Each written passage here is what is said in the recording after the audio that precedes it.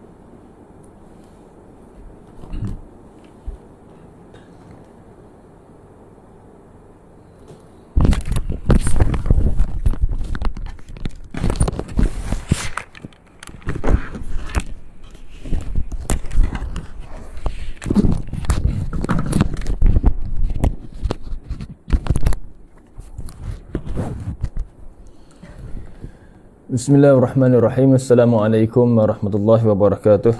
Alhamdulillah, kesyukuran kita kepada Allah Subhanahu wa taala yang mengizinkan kita untuk terus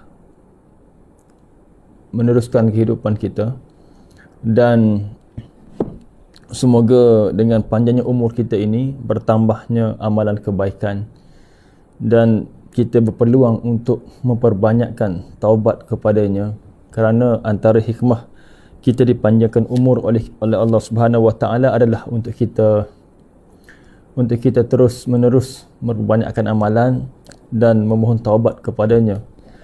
Kerana jika kita telah dimatikan ataupun meninggalkan dunia ini, maka tidak ada lagi kesempatan untuk kita bertaubat, dan kita kemungkinan akan menyesal lagi sebab kita tidak sempat lagi untuk kita berzikir, menunaikan solat dan membuat baikkan dalam kehidupan kita. Jadi sahabat-sahabat semua, insya-Allah peluang yang ada juga kita menambahkan ilmu kita sebanyak mungkin untuk kita memperbaiki amalan kita, memperbaiki solat kita, sebagaimana kita bincangkan semalam berkaitan dengan sujud. Barang siapa yang banyak sujud kepada Allah, insya-Allah Allah akan mengangkat darjatnya dalam kehidupan dia. Dan insya-Allah Ustazah akan bersama kita sebentar lagi, dan dalam proses recovery untuk suaranya ataupun peti suaranya masih sakit lagi, dan insya-Allah akan bersama kita selepas kita selesai membacakan Al-Fatihah 10 ayat pertama surah Al-Kahfi dan juga 10 ayat terakhir surah Al-Kahfi diikuti dengan Asmaul Husna. Terima kasih semua yang bersama pada pagi ini. Hamba Allah yang berdosa, Jeza, kemudian Umi, kemudian ada juga di FB Noraini Abu Bakar, Noraini Aini. Kemudian kita cuba tengok siapa lagi sahabat-sahabat yang bersama di FB. Dan terima kasih bersama-sama dengan kami sepanjang pagi setiap hari daripada Isnin sehingga hari Ahad, dan alhamdulillah moga-moga bertambahnya manfaat bersama kita. Sebenarnya bila berada di hadapan kamera ni bukan perkara yang mudah sebenarnya, walaupun seorang-seorang, tetapi gementarnya sangat-sangat luar biasa, okay? Sebab kita biasa berada di belakang kamera saja, setting live Ustazah, bila mana tiba-tiba Ustazah sebut okey, kena mulakan dulu, sementara Ustazah makan ubat sikit untuk tekaknya. Jadi insya-Allah semoga diberi kesembuhan. Ada Ina Sarina Cik, ada Zainal Ahmad, ada Soleha Ahmad, ada Cik Wan Anin.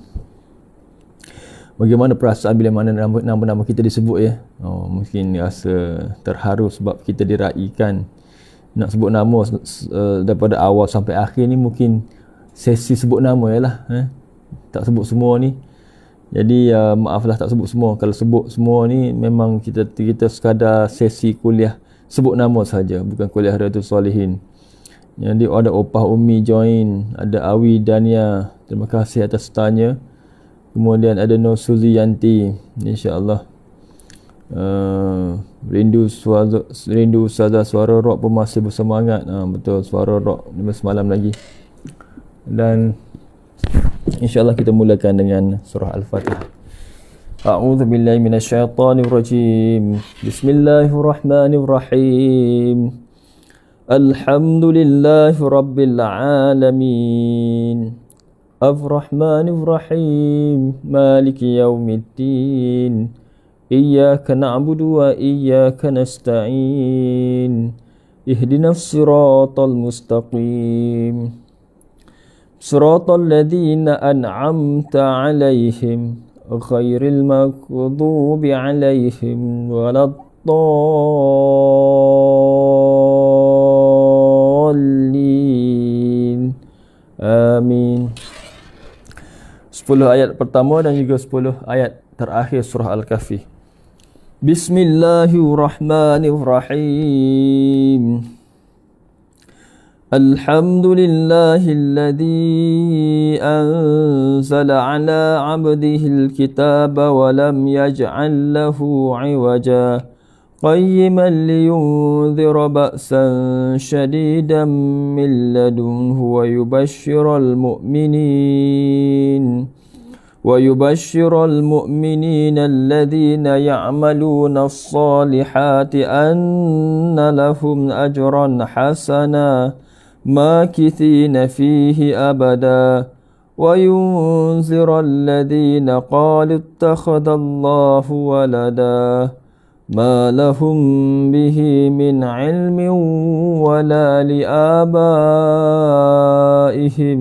kaburat kalimatan takhruju min afwahihim in yaquluna illa kadhiba fala'allaka bakhi'un nafsaka ala atharihim illam yu'minu bihadzal hadithi asafa. Inna ja'alna ma 'alal ardi zinatan laha linabluwahum ayyuhum ahsanu 'amala wa inna laja'iluna ma 'alayha sa'idan juruza.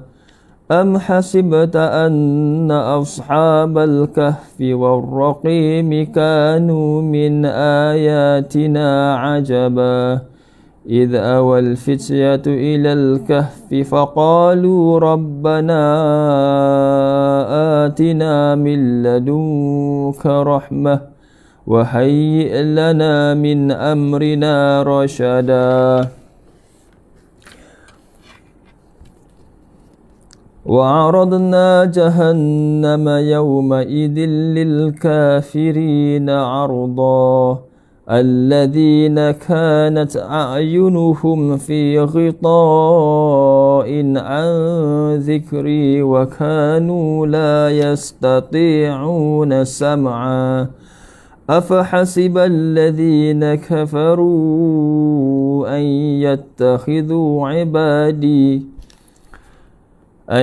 يتخذوا عبادي من دوني أولياء إنا أعتدنا جهنم للكافرين نزلا قل هل ننبئكم بالأخسرين أعمالا الذين ضل سعيهم في الحياة الدنيا وهم يحسبون أنهم يحسنون صنعا أولئك الذين كفروا بآيات ربهم ولقائه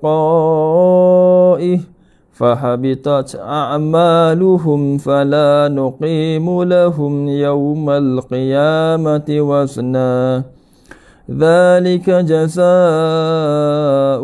جهنم بما كفروا واتخذوا آياتي ورسلي هزوا إن الذين آمنوا وعملوا الصالحات كانت لهم جنات الفردوس نزلا خالدين فيها لا يبغون عنها حولا قل لو كان البحر مدادا لكلمات ربي لنفد البحر قبل أن تنفد كلمات ربي ولو جئنا بمثله مددا قل إنما أنا بشر مثلكم يوحى إلي أنما إلهكم إله واحد فمن كان يرجو لقاء ربه فليعمل عملا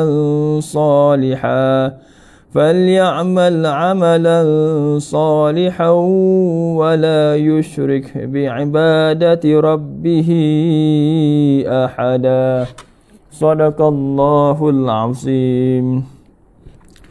InsyaAllah sama-sama kita membacakan Asma Husna, dan insyaAllah selepas ini Ustazah akan bersama dengan kita insyaAllah.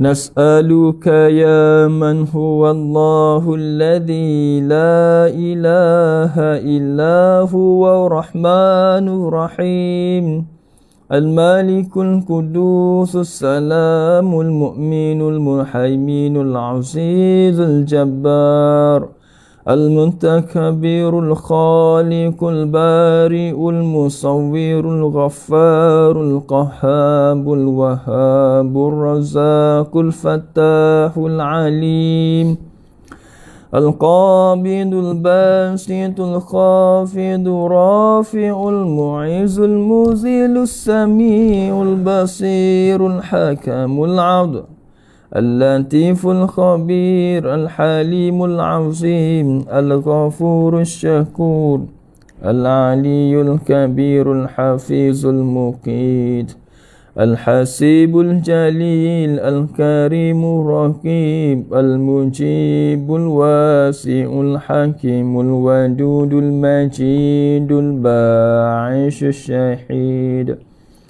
الحق الوكيل القوي المتين الولي الحميد المقسي المبدئ المعيد المحيي المميت الحي القيوم الواجد الماجد الواحد الأحد الصمد القادر المقتدر المقدم المؤخر الأول الآخر الظاهر الباطن الوالي المتعالي البر التواب المنتقم العفو رؤوف المالك الملك ذو الجلال والإكرام المقسط الجامع الغني المغني المانع الضار النافع النور الهادي بديع الباقي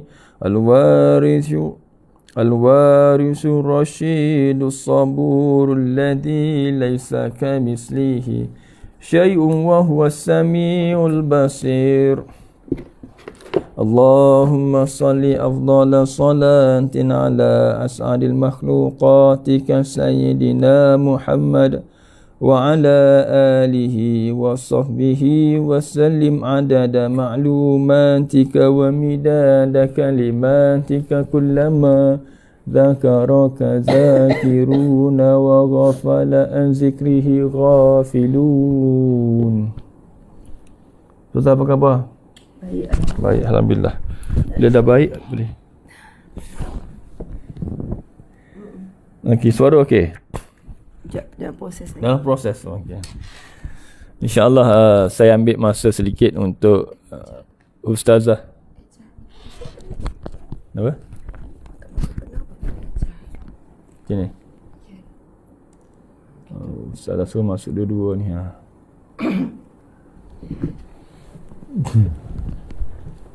InsyaAllah sedikitlah berkaitan dengan apa yang kita belajar semalam berkaitan dengan sujud. Bagaimana dalam solat Ustazah, kalau solat tu 17 rakaat, maka kita darab 2. Sebab satu rakaat tu 2 kali sujud.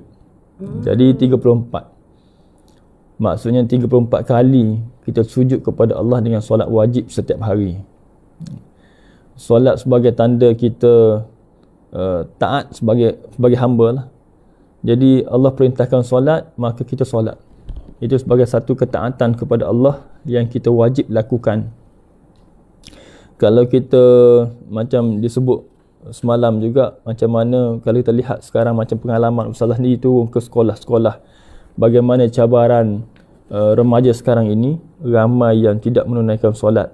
Jadi bagaimana kita sebagai anggota masyarakat berperanan untuk memastikan, terutamanya dalam keluarga kita tu, memastikan anak-anak kita solat, ahli keluarga kita solat sebagai satu benteng utama dalam kehidupan ini. Kalau tanpa solat tu, maka tanpa hubungan yang baik dengan Allah Subhanahu Wa Taala, bagaimana kekuatan jiwa rohani mereka itu menghadapi fitnah akhir zaman, menghadapi cabaran-cabaran dalam keluarga, dalam masyarakat dan dalam kehidupan seharian. Kehebatan solat ini memang kita kita akui memang terlalu hebat bagi merasakan satu pengharapan, satu kebergantungan, satu hubungan yang baik dengan Allah Subhanahu Wa Taala. Dalam kehidupan kita, seandainya memiliki hubungan yang baik dengan Allah Subhanahu Wa Taala ini sebagai satu ketaatan kita melalui solat ni, mereka dapat merasakan betapa untungnya orang yang menunaikan solat, betapa bertuahnya, bersyukurnya bagi mereka yang mendirikan solat. Sebab apa? Sebab kita meyakini Tuhan yang tepat dan hebat. Kalau kita lemah sekalipun, kita masih ada tempat yang bergantung, yang hebat, yang mampu menguasai, yang mampu mengatasi segala-galanya.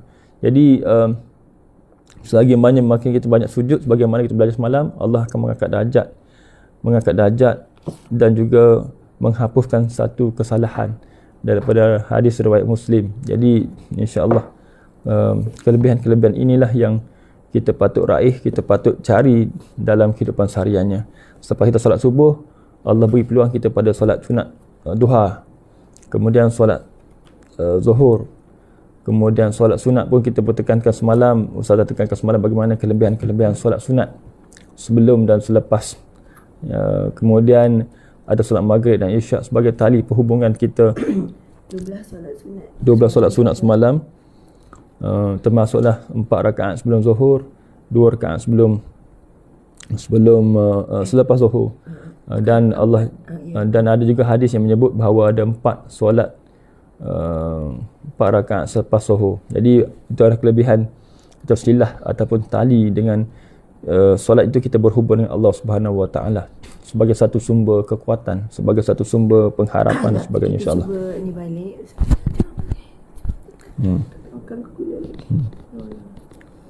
Okey. Kan semalam antara yang apa dengar tu, antara yang ditekankan iaitu tentang bab solat 12 rakaat tu. Sebab Allah akan bina rumah di syurga. Jadi kita merujuk balik apakah 12 rakaat tu. Jadi 2 rakaat tu bermula daripada sebelum subuh. Berapa rakaat? 2 rakaat sebelum subuh. Ya. 2 rakaat sebelum subuh. Kalau orang kata kelebihan solat sunat sebelum subuh ini melebihi seisi dunia. Maknanya siapa yang kaya ni, maksudnya ganjarannya melebihi dunia dan isinya. Itu hadis Nabi. Maksudnya besarnya yang Allah berikan kepada jiwa orang yang solat sunat 2 rakaat sebelum subuh. Sebab itulah siapa yang belum kahwin, pakat adik-beradik supaya saling tolong menolong, mengingatkan dan membantu. Dah solat belum 2 rakaat sebelum subuh macam tu. Kalau suami isteri pun kena saling membantu. Maksudnya kena saling. Contohnya mempermudahkan pasangan untuk solat rakaat 2 rakaat. Kalau kita lambat pun, contohnya kan subuh kita bangun lambat 6.30 subuh, lepas tu nak subuh 6.45 contoh. Kita terus solat tu ke ataupun boleh buat solat sunat? Boleh, tak ada masalah. Sebab kita bukan lewatkan kerana benda lain, tapi kerana solat juga. Jadi kita kena at-ta'awanu 'alal birri wat taqwa, tolong menolong di atas kebaikan dan ketakwaan. Benda yang paling susah nak tolong menolong dalam buat perkara takwa. Jadi sorry ya, kita kat suami isteri, kita dengan anak-anak kena saling ingat mengingat. Tak ada orang lain yang boleh saling mengingat. Dah solat belum? Sebelum subuh. Macam tu kan. Dah ni. Solat. Macam tu lah. Jadi dengan itulah kita akan tolong menolong sampai ke syurga. Sebab syaitan kalau tak boleh lemahkan kita, dia akan lemahkan pasangan. Dia akan lemahkan anak. Begitulah saling ingat mengingat. Okey, 2 rakaat sebelum subuh. Kemudian ada 4 rakaat sebelum zuhur. Dah 6. Jadi 2 lagi selepas zuhur, dah 8. Kemudian solat 2 rakaat selepas maghrib, 10. Kemudian solat sebelum isyak 2 rakaat, jadi 12. Ustaz. Jadi macam hadis riwayat Tirmizi semalam menyebut 4 rakaat selepas zuhur. Jadi kalau orang yang nak yang tu ganjaran lain. Yang tu hadis Nabi itu sahih juga. Siapa yang menunaikan solat 4 rakaat sebelum zuhur dan 4 rakaat selepas zuhur akan diharamkan neraka. Jadi yang kita buat 12 rakaat tu akan dibinakan rumah di syurga. Rumah tu macam istana, melebihi istana. Kita lalu indah. Tapi kita buat terus gabung. Lepas zuhur tu kita buat 4 terus. Sebab kita ambil 2-2. Jadi 4 rakaat sebelum, 4 rakaat selepas. Faham kan? Jadi itu yang 4 rakaat sebelum zuhur, 4 rakaat selepas, untuk diharamkan jasad kita daripada dibakar api neraka. Jadi kalau haram neraka, wajib syurga lah. Betul. Okey, kalau kita buat 12 rakaat, nak ambil yang dibina rumah di syurga tu, maka zuhur tu selepas zuhur 2 rakaat. Tapi ambil terus 4 sebelum, 4 selepas. Bila kita biasa buat, insya-Allah Allah akan ringankan kita dan kita akan terasa segala urusan hidup kita juga dimudah dan diringankan oleh Allah. InsyaAllah. Alhamdulillah, itu untuk kelebihan solat sunat yang mana sangat-sangat besar dia punya fadilatnya lah. Kemudian semalam kita membicarakan macam mana kelebihan sujud, yang mana Nabi Muhammad SAW sendiri memperpanjangkan sujud di rakaat terakhir. Jadi ketika itu bolehlah kita memperbanyakkan doa kita sebanyak-banyaknya untuk kita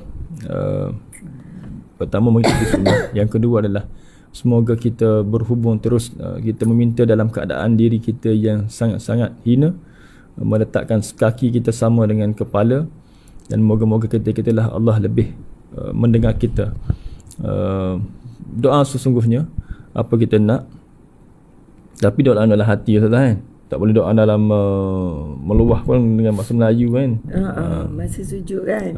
Tapi doa dalam bahasa Arab ataupun doa dalam gunakan doa Quran dan hadis memang boleh sebut. Boleh sebut. Betul. Jadi ada juga sahabat yang sedang baru belajar, sudah komen tadi dia baru belajar solat. Alhamdulillah. Moga-moga diberikan istiqamah, kekuatan untuk terus belajar. Kalau boleh memahami sampai ketika insya-Allah suatu nanti kita belajar untuk memahami makna dalam mencari ketenangan, dalam mencari kekhusyukan dalam solat, insya-Allah barulah kita boleh menghayati solat itu dengan lebih mendalam, insya-Allah. Semoga terus berusaha untuk yang paling penting adalah dengan kekal ataupun cukupkan waktu solat dulu, insya-Allah, daripada semasa ke semasa, menambah kefahaman tentang bacaan, insya-Allah. Kemudian ada yang ramai mendoakan sahabat-sahabat untuk Ustazah sihat, insya-Allah. Dan rasanya dah tiba masanya Ustazah untuk menyambung sesi kuliah. Okay, baik. Terima kasih. Cik lepas ni Cik kena buat praktikal sujud. Okey. Lepas tu kan kita nak gunakan whiteboard kat sini tau. Okey.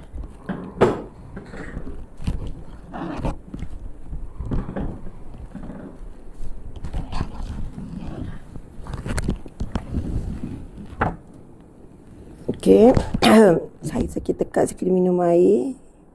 Ini air yang semalam sorry ya. Sebenarnya Ustaz dah ada sediakan.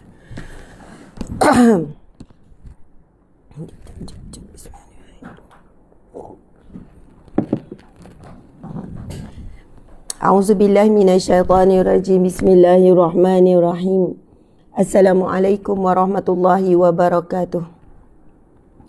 Alhamdulillahi rabbil alamin. Wassalatu wassalamu ala asyrafil anbiya'i wal mursalin wa ala alihi wa sahbihi ajma'in. Segala puji bagi Allah, Tuhan yang mentadbir sekalian alam. Dengan nama Allah yang Maha Pemurah lagi Maha Pengasihani. Allahumma salli ala Sayyidina Muhammad wa ala alihi wa sahbihi wasallam. Ya Allah, rahmatilah Nabi Muhammad sallallahu alaihi wasallam, ahli keluarga baginda, para sahabat sekaliannya. Segala pujian bagi Allah, muslimin muslimat. Kita sebagai hamba Allah masih lagi sujud kepada Allah. Kita sebagai hamba Allah masih lagi Allah pilih di kalangan sekalian hamba-Nya untuk berada di taman syurga yang kita sebut sebagai majlis ilmu. Dan itulah di antara sebesar-besar nikmat yang Allah kurniakan kepada hamba-hambanya yang terpilih. Apabila Allah memaksa melalui cara-caranya, apabila Allah memudahkan jalan-jalan untuk kita menuntut ilmu. Nabi SAW bersabda, "Man salaka tariqan yaltamisu fihi ilman, sahalallahu lahu tariqan ilal jannah." Yang bermaksud, barang siapa yang menempuh perjalanan menuntut ilmu, menempuh perjalanan yang padanya adanya ilmu, man salaka tariqan yaltamisu fihi ilman, sahalallahu lahu tariqan ilal jannah, maka Allah akan permudahkan baginya jalan-jalan ke syurga. Muslimin muslimat dimati Allah sekalian, mudah untuk kita faham apakah yang dimaksudkan daripada hadis Nabi tersebut. Siapa yang tempuh jalan menuntut ilmu, Allah akan permudahkan jalan ke syurga. Daripada ilmu, daripada majlis ilmu, kita mendengar ilmu. Contohnya semalam, dengan kita hadir majlis ilmu semalam, lalu kita mendapat ilmu tentang apakah amalan untuk dibina rumah di syurga daripada hadis yang sahih. Kemudian kita mendengar amalan yang boleh mengharamkan jasad kita daripada api neraka, mengharamkan jasad kita daripada api neraka. Ia juga daripada hadis yang sahih. Jadi kita tidak akan dapat ilmu-ilmu sebegini melainkan kita hadir di majlis ilmu. Subhanallah. Muslimin muslimat dimati Allah sekalian. Walaupun mungkin yang hadir, yang sedang mendengar ini masih lagi di peringkat baru nak berubah ataupun nak hijrah. Mungkin merasakan bahawasanya beratnya nak buat solat sunat rawatib tu sampai 12 rakaat sehari. Nak buat 2 rakaat pun payah. Bahkan mungkin ada yang kata, "Ustazah, saya ni solat fardu pun belum cukup lagi." Masya Allah. Muslimin muslimat dimati Allah sekalian. Jika ada perasaan-perasaan seperti itu adalah satu bentuk cetusan ataupun ketukan pada hati kita. Hati kita telah mula diketuk dengan kita merasa sesuatu walaupun kita belum hijrah ataupun berubah. Tidak mengapa, sahabat-sahabat, adik-adik, kakak-kakak, muslimin muslimat sekalian. Cuma kita kena ingat satu perkara lah. Kematian itu akan datang bila-bila masa. Kematian itu akan datang tepat pada waktunya. Tidak menantikan kita sama ada kita telah bersedia ataupun tidak. Maka lebih baik kita bersedia. Tuan-puan dimati Allah sekalian, Masya Allah. Kita memang tidak tahu bila kita mati, bagaimana kita mati. Tapi yang pasti kehidupan pada hari ini, yang pasti kita sedang hidup. Esok belum pasti. Jadi berbekalkan keadaan dan situasi tersebutlah, kita tidak boleh menangguhkan untuk hijrah. Tak boleh tangguh. Sebab yang pasti hari ini yang kita ada, yang Allah berikan. Dan sesaat, seminit, sejam selepas ini pun kita belum pasti, kita tahu kan. Jadi jangan menangguh-nangguhkan untuk melakukan hijrah, untuk bertaubat, untuk beristighfar. Istighfar tu kena lazimi selalu, Masya Allah. Okey, sebagaimana yang kita sebutkan sebelum ini, muslimin muslimat dimati Allah sekalian, iaitu kita nak jelaskan berkenaan dengan sujud. Tapi saya pun nak pergi juga sebab ramai juga yang tanya. Sekarang ni saya nak conteng. Jom kita pergi contengan. Muslimin muslimat mati Allah sekalian.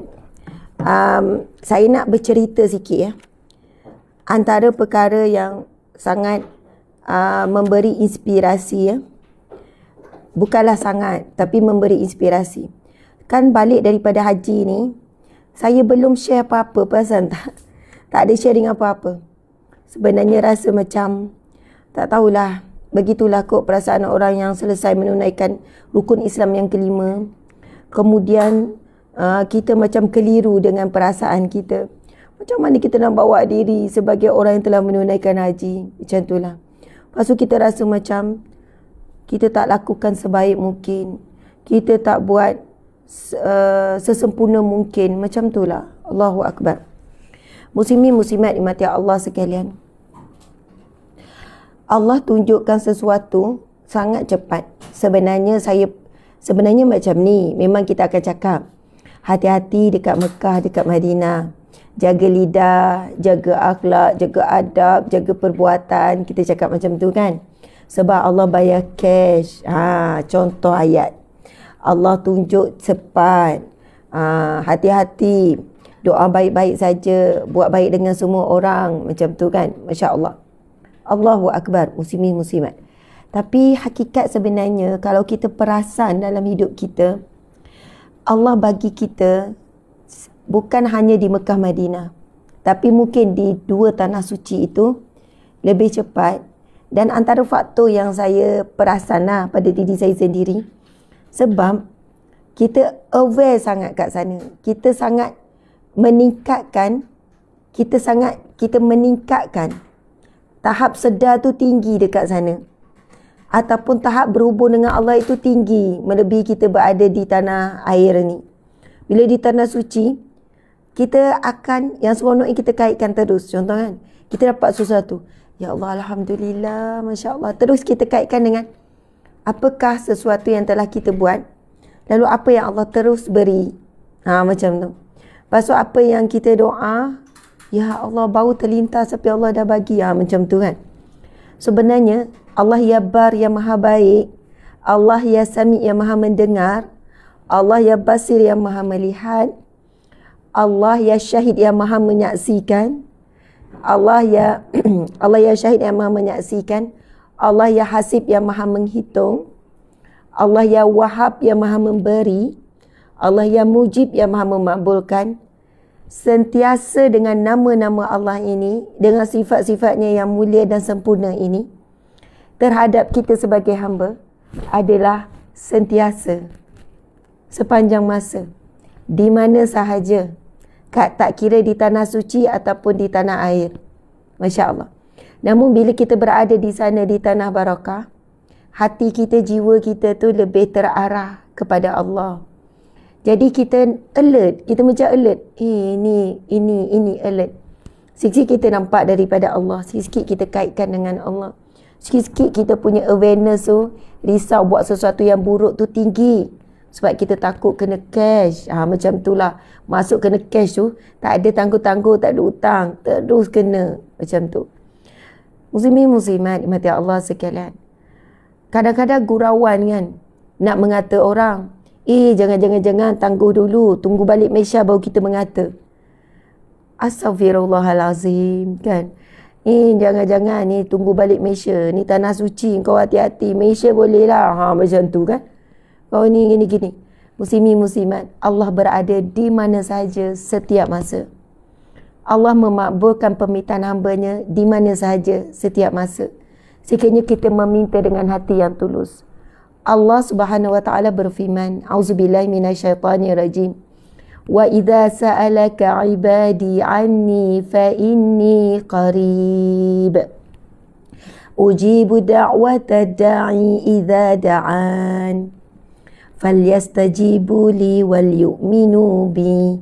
Sadaqallahul azim, yang bermaksud, dan apabila hamba-hambaku bertanya kepadaku, wahai Muhammad, katakanlah kepada hamba-hambaku, inni qarib, aku sangat dekat.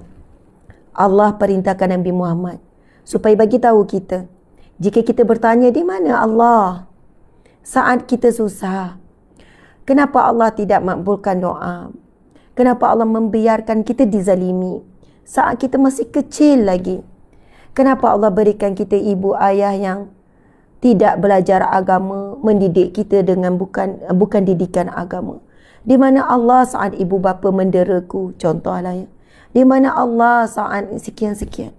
Allahu Akbar, muslimin-muslimat. Kadang-kadang Allah mengatur kehidupan kita dengan sesuatu yang sangat perit. Kerana dengan jalan itulah kita mengenal Allah. Tanpa kita tanya di mana Allah. Allahu Akbar. Melalui jalan perit.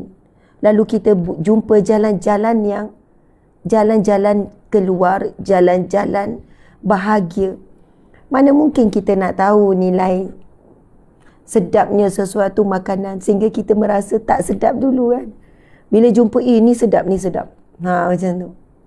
Macam mana kita nak tahu sesuatu kehidupan itu senang sebelum kita menempuh macam mana susah. Sebab itu kita jumpa orang yang susah, hidup dia macam tak susah. Sebab dia memang susah daripada dulu. Daripada lahir sekian-sekian. Lepas tu bila kesiannya, tak, saya okey, tak susah lah. Biasa, dah biasa. Tapi kalau orang yang dah biasa hidup senang, bila datang susah, dia susah. Masya Allah, Allahu Akbar. Muslimin muslimat dimati Allah sekalian. Jadi kita kena tingkatkan alert kita tu di Malaysia juga. Bila dapat sesuatu, Alhamdulillah ya Allah, baiknya mu ya Allah terus. Sebab perkara yang paling susah kita nak buat tuan-puan sekalian, dalam ujian, dalam nikmat, kita dalam ujian ataupun nikmat, kita dalam keadaan position yang sama, itu paling susah. Maksudnya tetap tenang, tetap senyum. Sebab pemberi ujian dan pemberi nikmat daripada Tuhan yang sama, iaitu Allah Subhanahu Wa Taala.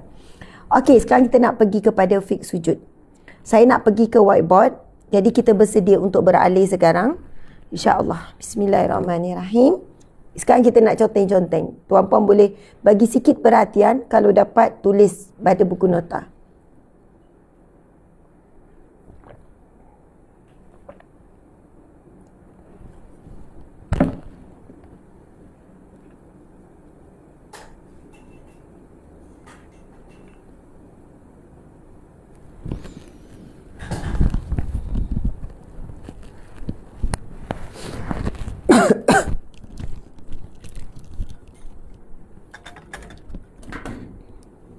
Okey.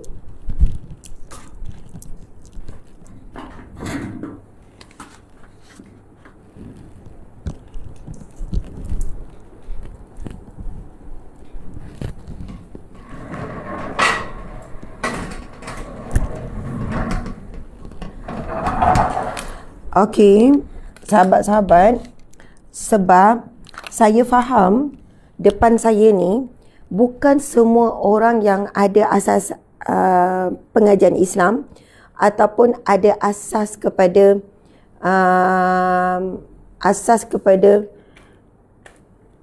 asas ataupun latar belakang yang belajar sekolah agama dan sebagainya. Jadi, kepada yang dah expert, kadang-kadang kalau perasan ceramah saya detail ataupun benda kecil-kecil pun nak jelaskan, macam tu lah. Bagi orang yang dah expert, dah hadir banyak majlis ilmu, harap sahabat-sahabat boleh bersabar. Sebab saya kena raikan semua peringkat. Tadi kata nak cerita kan? Tadi kata nak cerita. Masya Allah. Nantilah kita cerita. Kita kena raikan semua. Alhamdulillah, saya syukur.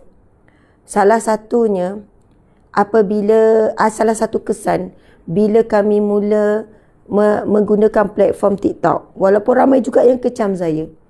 Ustazah, kenapa Ustazah main TikTok juga? Dia guna istilah main TikTok. Sebab TikTok tu kan banyak perkara-perkara yang buruk. TikTok tu banyak negatif daripada positif. TikTok tu adalah agenda Yahudi. TikTok tu telah menyebabkan ramai orang rosak. TikTok tu kalau buka yang baik mungkin 5 minit. Lepas tu semua buruk-buruk. Daripada tengok yang baik, mula tengok benda yang tak elok. Macam-macam sebenarnya kecaman terhadap TikTok. Saya cakap terus terang je. Saya sebenarnya memang buat live dekat TikTok. Tapi dekat saya punya phone, iPhone tu orang bagi ya. Alhamdulillah. iPhone saya, iPhone suami, dua-dua ada orang bagi. Subhanallah. dekat telefon, saya tak niat nak sebut iPhone, tak niat, ia bukan nak action. Dekat telefon sendiri, saya tak ada install TikTok. Saya sendiri tak tahu macam mana nak post something dekat TikTok. Tapi saya hanya gunakan dan buka untuk live saja. Yang update ke ada apa ke TikTok ni adalah admin ataupun staff yang bantu untuk hidupkan akaun TikTok. Tuan-puan dimati Allah sekalian, yang saya perasan antara kesannya adalah, contoh semalam, lepas kita ada urusan di satu tempat, kita berhenti untuk makan dan solat. Sekumpulan orang muda, remaja yang kita tengok biasa. Kalau orang tua tengok remaja yang ada kurang manis lah pada pandangan mata, adalah something kan. Mungkin dari segi mereka bergaul bebas ke apa kan. Tapi mereka tu boleh tegur, Assalamualaikum Ustazah, Masya Allah Ustazah. Oh beria mereka, Ustazah saya kenal Ustazah gini-gini. Biasa platform TikTok. Ramai ni, grup yang ramai. Nak ambil gambar, okey kita ambil gambar. Saya dengan suami. Lepas tu dia orang kata, Ustazah, we love you. Lillahi ta'ala. Macam tu. Lepas tu ada seorang pula cakap, Allahu Akbar. Oh, saya kata Allahu Akbar, Masya Allah. Lepas tu kita terus doa. Itu yang saya rasa satu momen yang selalu bonding dengan remaja. Saya ada bonding dengan remaja dalam situasi tersebut. Lepas tu saya akan terus, saya kata, okey, jom kita doa. Terus kita doa, Ya Allah jadikanlah pemuda-pemuda ini pemuda yang soleh, pemuda yang baik, yang menunaikan salat, yang berjaya dalam hidup, diberikan pasangan yang solehah, penyejuk hati. Lepas tu doa pula pemudi-pemudi ada bersama tu. Subhanallah, boleh jadi di kalangan mereka ni dah lama tak dapat doa-doa yang sebegitu. Masya Allah, dia siap rakam, terima kasih, sekian-sekian. Subhanallah, muslimin-muslimat. Saya jadikan TikTok ni sebagai satu jambatan penghubung terutamanya dengan generasi muda. Dan ramai, subhanallah, yang baru dapat peluang. Kalau kita kata ramai yang rosak dekat TikTok, tapi ramai juga yang melalui akaun TikTok, FB ni kita tahulah ramai ni orang-orang dewasa. Minta maaf jangan orang FB, Ustazah ni sebut TikTok je. Yang daripada sini dah dia mula belajar tentang perkara asas dalam agama. Subhanallah, saat kita kena terima hakikat. Tak semua orang lahir seperti kita ada latar belakang keluarga yang baik. Masya Allah. Antara pengalaman saya berada di Mekah, bila saya bergaul dengan pelbagai latar belakang, ada orang yang basic saja pun tak tahu. Contoh kan, solat. Siapa yang pergi Mekah buat umrah, haji lambat lagi kan, pergi umrah. Saya perhatikan ramai lagi orang Islam kita, Masya Allah, orang Islam Melayu, maksud saya orang Malaysia. Kalau orang Indonesia, orang Thailand ke, orang apa ke, orang bukan orang Arab sendiri pun ramai. Tapi saya rasa masih keliru. Kenapa orang Melayu, orang Malaysia kita pun masih lagi tak tahu? Okey. Sama ada dia tak dengar betul-betul penjelasan mutawif, ataupun dia tak baca, ataupun sekian-sekian. Wallahu a'lam. Sebab saya pasti setiap mutawif akan tekankan perkara ni bila kita berada di Mekah ataupun berada di Madinah. Sebab peluang itu sangat terbuka ketika berada di Mekah dan di Madinah. Ustaz boleh tolong carikan hadis berkenaan dengan kelebihan solat jenazah. Okey. Sekali dengan tata cara, sebab saya takut saya ada buat tak tepat. Saya cakap tak tepat. Muslimin-muslimat mati Allah sekalian. Ada sahabat ni yang selalu bersama dengan saya juga, kerap juga. Bila sain solat jenazah tu kan, dia bangun. Okey, dia buat. Banyak kali lah, setiap kali tu dia buat. Lepas tu kan, saya sajalah borak. Dek, kamu tahu tak nak baca apa masa takbir pertama? Lepas tu dia pun terus pegang saya. Dia kata, akak. Bila kita dah rapat, kita panggil adik, kakak macam tu. Kakak, saya sebenarnya tak tahu. Saya ikut je. Saya tengok orang takbir, saya takbir. Saya tengok orang bagi salam, salam. Saya tak tahu baca apa. Habis tu, awak dah berapa minggu ni, kan? Awak buat je, awak tak tahu. Itulah kak, saya malu nak tanya. Saya macam, saya kata tak apa dek, bukan awak seorang, sebenarnya ramai.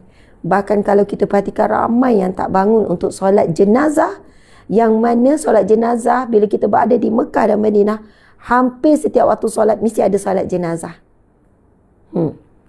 Mesti ada solat jenazah, mesti ada kematian. Sebab tidak ada tanah yang lebih banyak didatangi oleh manusia melainkan tanah suci. Dua tanah suci ni, Madinah dengan Makkah Al-Mukarramah, tanah suci itu di tanah haram, dua tanah haram.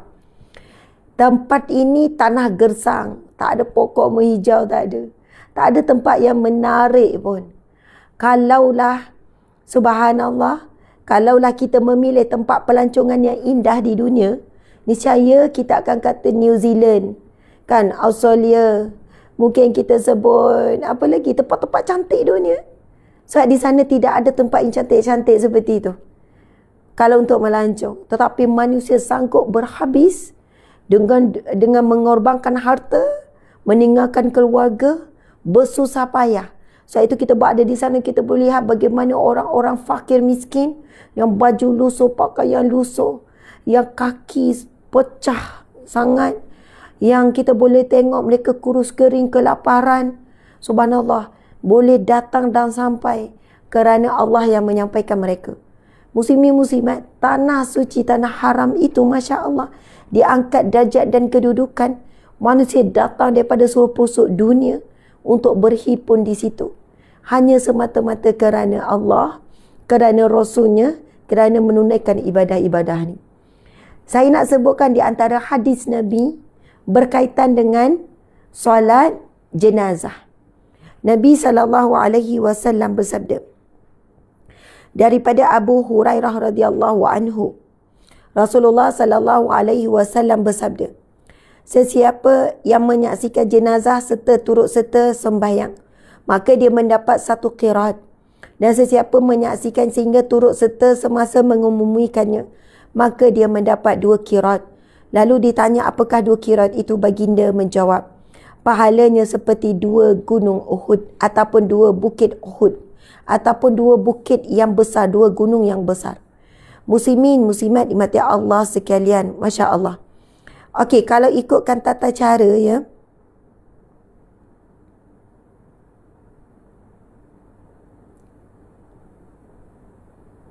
okey, saya sebut, saya tulis ya. Dan adakah hanya di Mekah, di Madinah? Tak. Kalau kita dengar ada kematian di Malaysia, kita sebenarnya kena berusaha untuk pergi solat. Berusaha pergi solat. Okey, minta maaf ya, hari ni kita sebut pula pasal solat jenazah. Okey, solat jenazah ya, solat jenazah. Apa kelebihan solat jenazah? Boleh faham ya tulisan tu? Okey, apa kelebihan solat jenazah? Hadis Nabi SAW, barang siapa yang menyaksikan, maksudnya melihat jenazah dan menunaikan solat jenazah, apa kelebihannya? Subhanallah, Nabi kata, okey, yang pertama, yang solat jenazah. Yang solat jenazah akan diberikan 1 qiraat. Yang kedua, mengiringi jenazah. Maksudnya, mengiringi jenazah ke mana? Ke kubur lah. Kan, sampai dini. Dan hukum bab mengiringi jenazah ni ada hukum berbeza lah kepada perempuan. Tapi kita tak bincang pasal bab ni. Tapi kalau kita nak kupas sikit berkenaan dengan wanita yang mengiringi jenazah. Boleh ke tidak wanita kematian suami pergi mengiringi sampai ke kubur? Daripada jauh tengok suaminya di tanah. Bagaimana? Sedangkan dia dalam edah dan sebagainya. Masya Allah, itu yang kita tengok. Tajuknya bab wanita mengiringi jenazah. Okey, yang ini 1 qiraat. Lepas tu Nabi ditanya, ya Rasulullah, berapa qiraat, 1 qiraat ni? Berapa banyak sebenarnya? Masya Allah. Lalu, Ustaz tak rapat sangat. Okey. Okey, lalu Nabi pun bersabda, Nabi kata, jadi 2 qiraat kan? 2 qiraat itu menyamai dengan dua bukit, dua bukit. Sebenarnya bukan bukit. 2 qirat tu seperti 2 gunung. Tapi dalam riwayat yang lain Nabi menyebutkan tentang ibarat seperti 2 gunung Uhud. Ataupun dalam riwayat lain menyebutkan setiap 1 qirat umpama seperti 1 gunung Uhud pahalanya. Muslimin muslimat, jadi kalau kita tak mampu nak mengiringi, kita hanya sempat untuk bersama menunaikan solat jenazah kerana kita agak masa sempit, tak sempat untuk solat jenazah saja. Jadi kita pun alhamdulillah akan dapat pahala 1 qirat. 1 qirat itu menyamai 1 gunung Uhud. Muslimin muslimat, siapa dah pernah pergi Makkah, dah pernah pergi Madinah. Gunung Uhud ni berada di Madinah, bukan berada di Mekah. Madinah. Sebab berlakunya perang Uhud di gunung ataupun kita panggil Bukit Uhud. Bukit Uhud ni keluasannya lebih kurang dalam 6 km. Panjang 6 km ni sangat panjang, maksudnya sangat besar. 6 km panjang, 6 km lebar macam tu lah. Sangat besar muslimin muslimat. Kalau kita pergi sana, kita nampak ada satu topi. Bila kita naik atas, kita akan nampak, wih, besarnya Bukit Uhud ni. Bayangkan orang yang menunaikan solat jenazah, umpama seperti sebesar Bukit Uhud. Tapi Ustaz, tolong cek balik, boleh juga guna phone saya. Betul tak 6 km? Saya takut salah fakta tu. Okey, tuan-puan dimati Allah sekalian. Okey, sekarang kita nak pergi kepada apa? Ramai orang seumur hidup dia tak pernah solat jenazah. Tak pernah. Masya Allah. Pahala besar ni kita dah tahu. Pahala dia Nabi kata umpama setiap 1 qirat umpama seperti 1 bukit Uhud. Kalau mengiringi 2 bukit Uhud. Subhanallah, Allahu Akbar. Ha? 7 km. Tak apalah. Saya ingat saya terlebih overclaim. 7 km tuan-puan sekalian. 7 km tu besar ke kecil? 1 km pun dah besar. 7 km. Sebab itulah bila berada di Mekah Madinah, hampir setiap waktu solat. Hampir setiap waktu solat akan ada solat jenazah.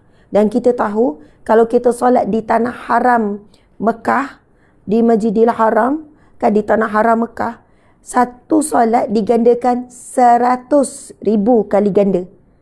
Kalau di Masjid Nabawi 1000 kali ganda.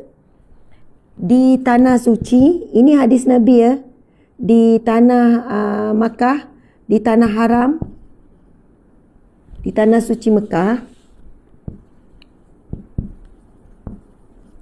100,000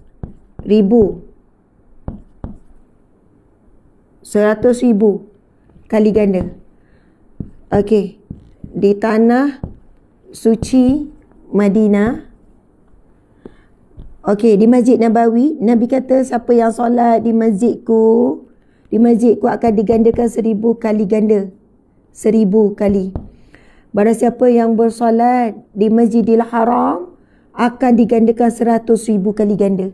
Ini banyak. Sebab itulah kita tak akan lepaskan bila ada peluang untuk solat jenazah. Solat fardu tu memanglah kita kita tak boleh lepaskan. Muslimin muslimat, sekarang ni nak share tata cara solat jenazah. Sebab jangan tunggu, nanti saya pergi Mekah saya nak sertai solat jenazah. Sebenarnya memang tak susah. Sebab di Mekah dan Madinah, dia akan buat setiap kali selepas solat fardu. Lepas solat Zuhur je, kita tunggu je 1 minit, imam dah buat pengumuman awal. Bila dah pengumuman awal, akan buat solat jenazah. Kita pun berdiri. Solat jenazah sangat mudah, tak ada rukuk, tak ada sujud. Tempoh solat mungkin 1 minit ataupun 2 minit paling lama macam tu lah. Okey. Imam angkat takbir pertama. Imam angkat takbir.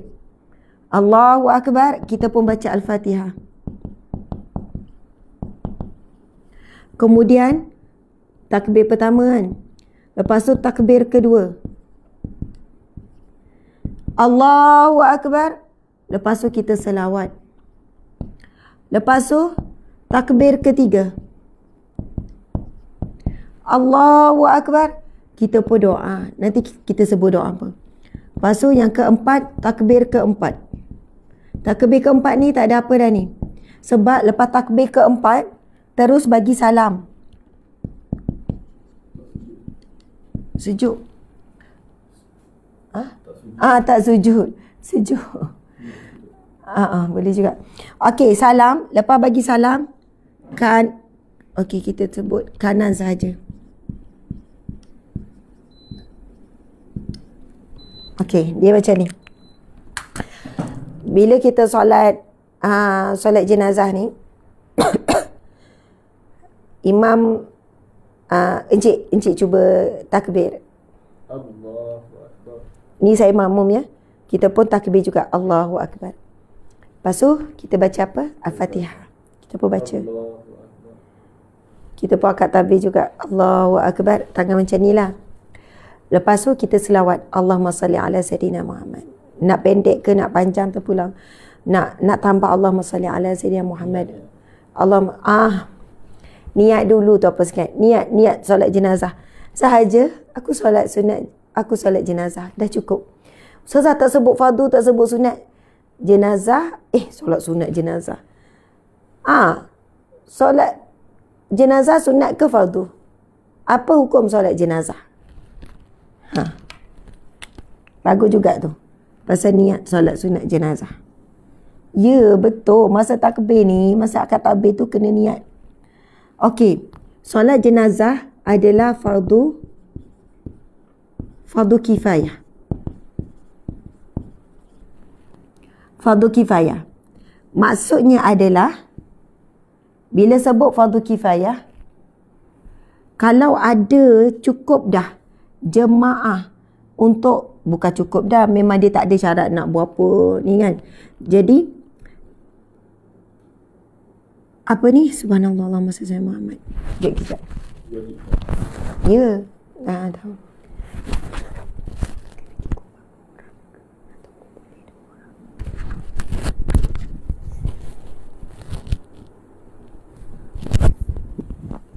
Tiba-tiba Allahu Akbar. Muslimin muslimat dimati Allah sekalian. Solat jenazah ni kita tahu fardu kifayah. Apa maksud fardu kifayah? Dia tidak wajib ke atas setiap. Kalau kita sebut fardu ain. Fardu ain ni wajib. Ain ni wajib. Fardu ain setiap manusia. Setiap muslimah kita panggil. Bila sebut fardu kifayah, kifayah ni maksudnya memadai. Maksudnya, fardu kifayah adalah fardu yang memadai. Sekiranya dah ada orang yang solatkan jenazah, mandikan jenazah dan pergi uruskan jenazah sampai ke kubur. Dah ada wakil umat Islam. Kalau tak ada wakil umat Islam yang uruskan jenazah, maka satu kampung tu berdosa. Faham ya? Satu kampung tu berdosa. Bila tidak ada siapa-siapa, bila ada kematian, tak ada siapa yang pergi uruskan, mandikan, kafankan, dan tidak ada siapa yang solatkan, tak ada ni, terbiar saja, satu kampung tu menanggung dosa.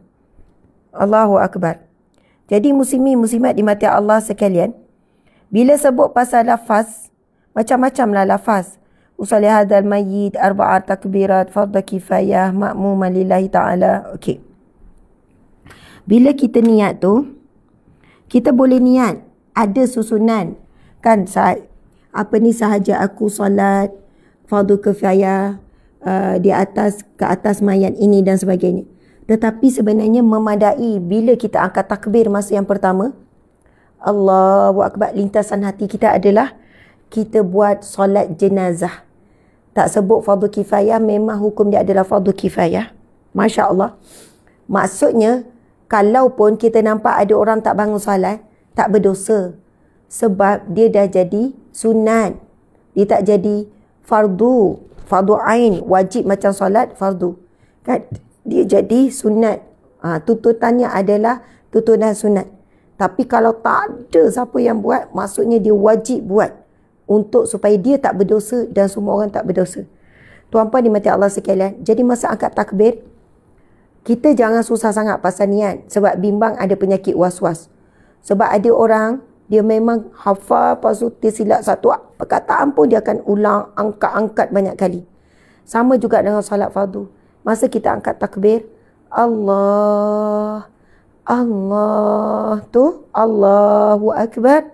Lintasan hati, solat fardu, usalli, masa sahaja aku solat fardu 4 rakaat kerana Allah. Kalau pun kita tak sebut, sahaja aku solat fardu zuhur, itu pun dah memadai lintasan.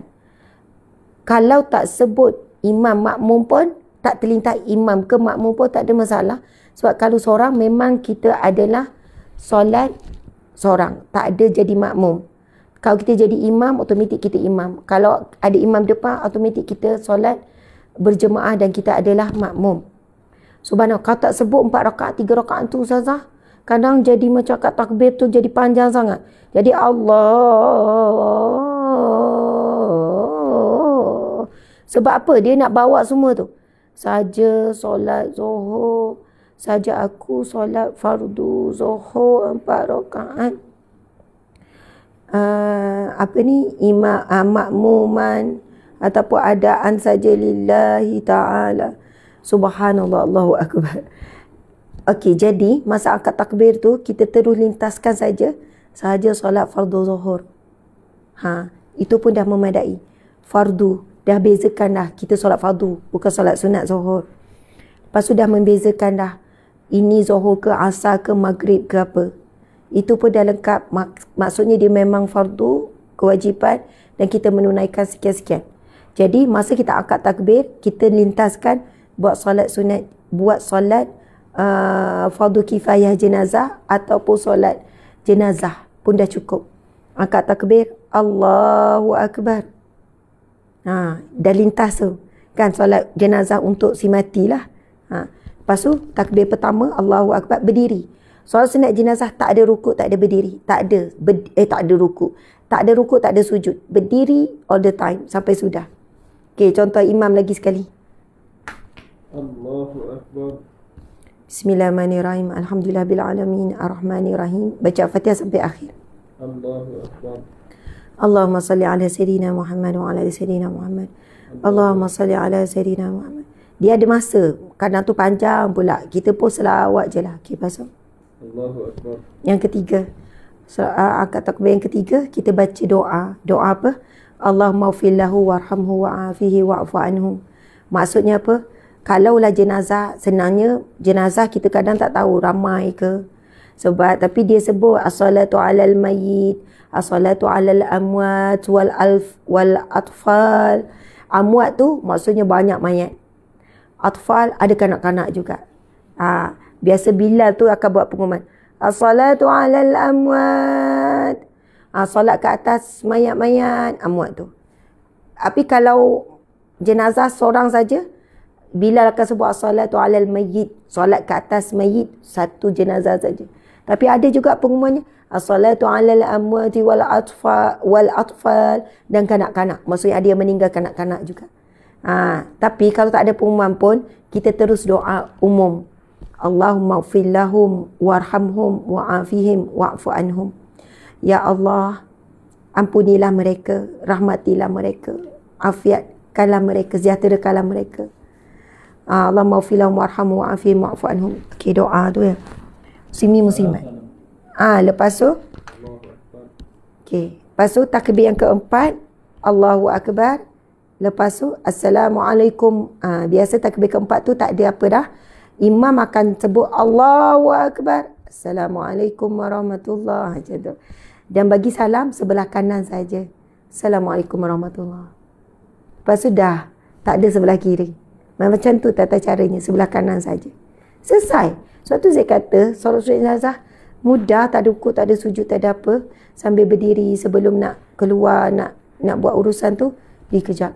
Kalau kita dengar ada orang kematian di kampung kita, perempuan ke lelaki, memang dituntut solat jenazah. Tapi biasanya lelaki je pergi, orang perempuan tak pergi. Yang perempuan kiki solat. Padahalnya ambil wuduk, tutup aurat sempurna, pergi je senang. Cuma sebab rasa macam apa ya, rasa macam tak biasa, kita rasa macam susah. Solat jenazah, macam mana solat tu? Tu apa sekian. Kalau kita dah biasa solat jenazah untuk orang lain, insya-Allah Allah akan mudahkan untuk saat kita mati ramai orang akan solatkan kita. Masya-Allah. Okey, muslimin muslimat mati Allah sekalian. Saya nak sebut saya doa. Ada yang kata Ustazah saya tak hafal doa tu. Saya tak hafal Allahumma fila warhamu wa'afi wa'fu anhu tu doa tu. Macam mana? Boleh dalam hati dalam bahasa Melayu. Tu saya nak sebut. Doa ni muslimin muslimat. Bila datang ke yang ketiga tu kan, tanya doa. Sudah tak hafal doa ni, nak bersebut Allahumma duk tersekat macam tu kan. Kita pun diam, doa dalam hati. Dalam hati tu, ya Allah, ampunilah si mati tu. Ya Allah, ampunilah si mati. Ustazah boleh tak kalau terus nak selit masa tu, ampunilah semua orang yang telah pergi. Ibu ayahku. Niatkan sekali. Maksudnya, dia bukan doakan saja kepada jenazah tu, tapi si mati termasuk mak ayah. Saya nak bagi tahu, kalau saya doa Allahumma filahum warhamhum wa'afihim, dalam kepala, dalam hati tu, niatkan untuk solat si mati yang kita buat solat jenazah, dan niat sekali kepada mak ayah sesiapa yang telah meninggal dunia. Masya Allah. Boleh, tak ada masalah. Nak doa ni benda yang umum, benda yang terbuka. Subhanallah. Jangan doa yang salah saja. Jadi doa Allahumma filahum warhamhum wa'afihim wa'fu anhum, itu ada daripada Nabi. Nanti kita akan bacakan doa tu. Itulah yang bila kita dengar khabar kematian, itu adalah doa yang dianjurkan. Kita tengok hadisnya. Okey. Suara saya serak ya. Kalau ada orang kata, kenapa suara Ustazah ni macam pelik, kasar je kan. Perempuan tapi suara kasar. Mungkin ada orang yang first time dengar saya ceramah. Kasar lah Ustazah ni suara macam lelaki. Macam manalah dia panggil suami dia, abang-abang. Sebenarnya suara saya sedang serak. Serak. Rock. Suara sebenar lagi sedap lah. Yang ni rock. Macam tu. Tapi anak saya cakap semalam, suara Umi macam ni lagi sedap. Macam tu pula Sofan cakap. Okey. Masya Allah. Allahumma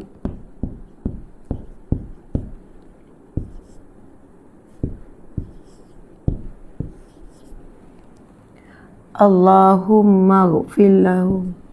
Ada Ustaz?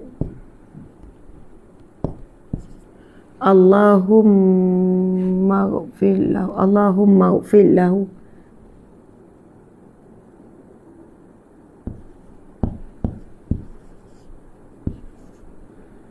Warhamhu.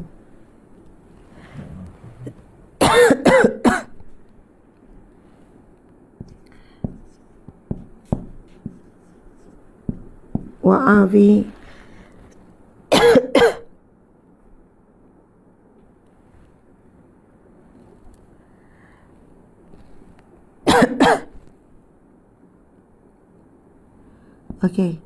Okey, saya memang ingat, cuma saya nak sumber doa ni.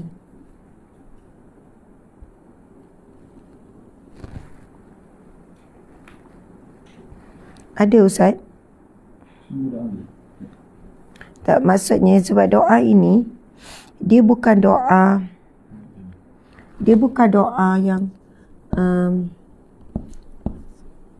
maksudnya dia bukan doa masa solat jenazah je. Wa'fu anhu. Okey. Allahumma filahu warhamhu wa'fu anhu. Ini fa ya. Okey. Allahumma filahu warhamhu wa'afihi wa'fu anhu. Macam pelik lah kat sini. Allahu Akbar. Jelas ya. Okey, bab hujung ni ramai orang keliru. Memanglah kalau perempuan kita buat ha. Allahumma fillaha warhamha wa'afiha wa'fu anha. Ini adalah bab nahu lah. Siapa yang belajar bahasa Arab, dia bolehlah nak tukar-tukar ni. Tapi kita orang awam ni, yang tak ada background bahasa Arab ni, kita akan keliru juga kan. Kalau Allah maghfirlahu, ya Allah ampunilah dia lelaki. Allah maghfir laha Ha tu maksudnya la ni sambung ha. Ya Allah maghfir laha. Okey. Ya Allah ampunilah dia perempuan. Warhamha, ampunilah dia jenazah perempuan. Wa'afiha, ampunilah dia. Dan Allah. Okey, sekarang kita pergi pada maksud. Nak pen biru, marker biru. Okey. Ini merah. Okey. Ya Allah, ya ini ampunilah. Okey. Warhamhu, rahmatilah.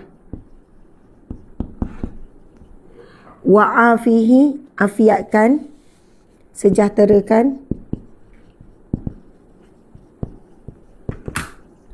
Wa'fu anhu, sekejap.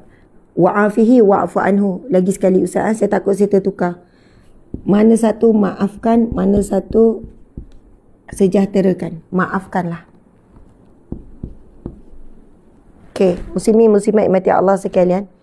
Ini kalau dalam bahasa Arab. Ya Allah, ampunilah dia lelaki ataupun ampunilah dia yang perempuan. Ya Allah, rahmatilah dia lelaki ataupun dia perempuan. Ya Allah, sejahterakanlah dia lelaki ataupun dia perempuan. Wa'fu anhu, maafkanlah ya Allah, anhu ke atasnya lelaki ataupun ke atasnya perempuan. Muslimin muslimat dimati Allah sekalian. Tapi kalau ramai, dia bertukar pula bila ramai. Allahumma ufil lahum. Warhamhum. Wa'afihum. Wa'fu anhum. Kan dah pening, makin pening. Muslimin muslimat dimati Allah sekalian. Kita lupakan ni, lupakan je. Lupakan. Susah kan, macam susah. Sebagai orang awam yang tidak ada background bahasa Arab terutamanya, tak ada masalah kalau kita hafal ni je. Ustazah, saya kelirulah nak tukar ha ke, hum ke, hu ke. Saya hafal yang basic. Kalau yang basic kita akan jumpa Allahumma filahu warhamhu wa'afihi wa'fu anhu. Itu yang basic. Tapi kalau nak snap dulu, sila snap ni. Boleh sila snap. Okey. Sekarang saya nak pergi kepada yang basic ni. Ustazah, jenazah tu perempuan tapi saya tak ingat, saya keliru nak tukar ha tu, tak reti nak tukar. Jadi saya doa macam biasa je, Allah maghfirlahu. Boleh, tak ada masalah, sah je. Tak sampai Ustazah sebab dia perempuan. Saya buat hu kan untuk lelaki. Sampai muslimin muslimat. Dia boleh jadi umum.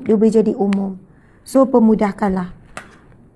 Cuba hafal doa ni muslimin muslimat. Allahumma fillahu. Sumbernya Allahumma fillahu warhamhu wa'afihi wa'fu anhu. Inilah di antara yang sahih apabila kita mendengar satu khabar kematian.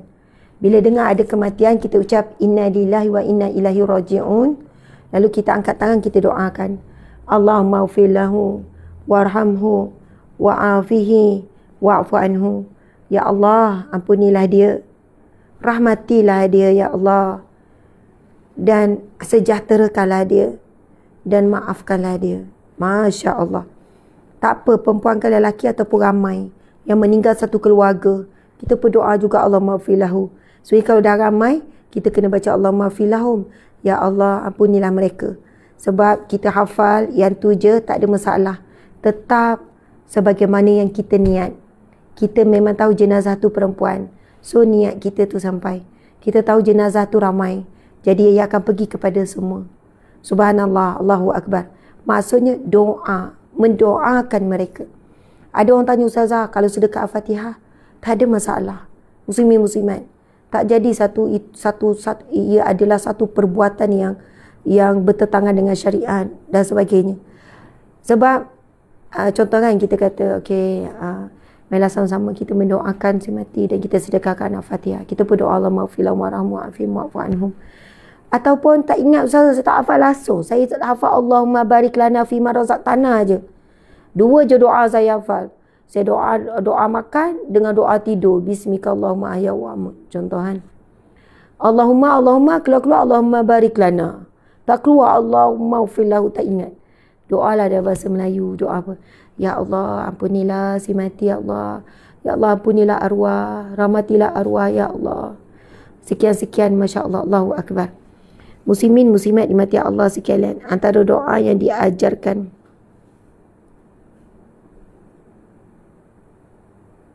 hadis riwayat Muslim ya, sebenarnya doa untuk si mati memang panjang lagi.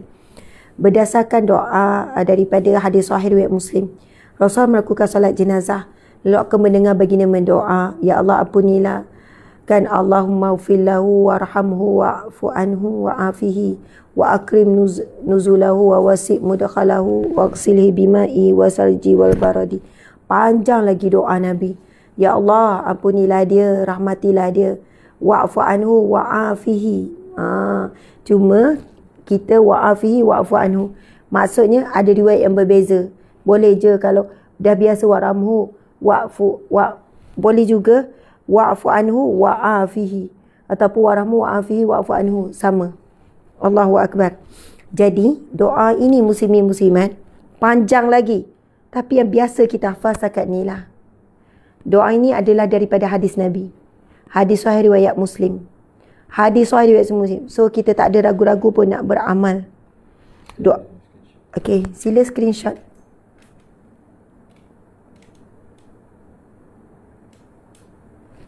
Dia kadang-kadang kena alih kan. Tak apa, duduk sini je dulu saya nak terangkan kat sini. Ini sebenarnya besar benar saya kan.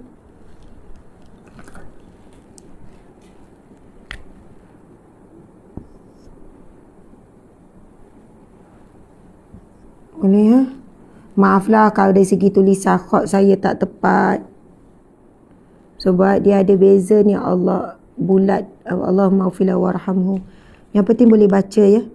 Okey, ini adalah daripada hadis Nabi yang sahih, tapi sebenarnya doa ini lagi panjang, tapi mungkin kita tidak mampu untuk menghafalnya. Okey, jadi saya rasa kan kamera kali ni macam dekat sikit. Saya rasa kena jauhkan. Okey, fokus kat sini sekejap. Muslimin muslimat, kita cuba hafal sebab doa ini daripada hadis riwayat Muslim, hadis sahih. Hadis riwayat hadis sahih. Apa hadis sahihnya? Apabila Nabi SAW solat jenazah, lalu Nabi akan berdoa, Allahumma ufillahu warhamhu wa'afihi wa'fu anhu, ataupun lafaz yang lain, Allahumma ufillahu warhamhu wa'fu anhu wa'afihi.